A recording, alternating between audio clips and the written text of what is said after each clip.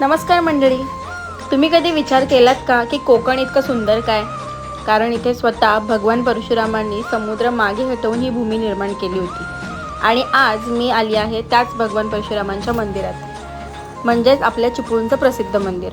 पण त्याआधी मी दिवसाची सुरुवात काहीतरी भन्नाट करूनच केली. ते म्हणजे घरात ऑइलचा डबा एक रिकामा होता, त्याचा आम्ही मस्तपैकी फ्लॉवर पॉट केला आणि त्याला रंग द्यायला चालू केला.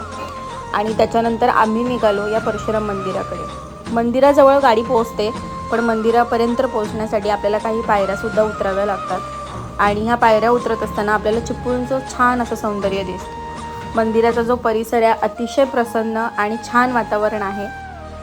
आणि खूप सारी लोक या मंदिराला भेटसुद्धा देतात. जसं की आज संडे होता आणि इतकी गर्दी होती. आम्ही तर मोस्टली महाशिवरात्र अशा सणांना इकडे येतो, पण बाहेरून लांबून पर्यटक इकडे रविवारीसुद्धा भेट देतात आणि सगळे रूल्ससुद्धा फॉलो करतात. हे बघून खूप छान वाटलं.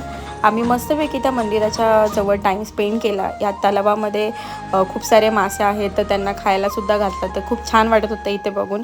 आणि हे जे वरती कन्स्ट्रक्शन बघताय हे खूप जुनं कन्स्ट्रक्शन आहे. हे बघून आत्तासुद्धा कुतूहल वाटतं की त्या काळातली घरं अशी होती. या मंदिराजवळ आपल्याला खूप सारा कोकणचा मेवासुद्धा खरेदी करायला मिळतो. तर नक्की तुम्हीसुद्धा या मंदिराला एकदा भेट द्या.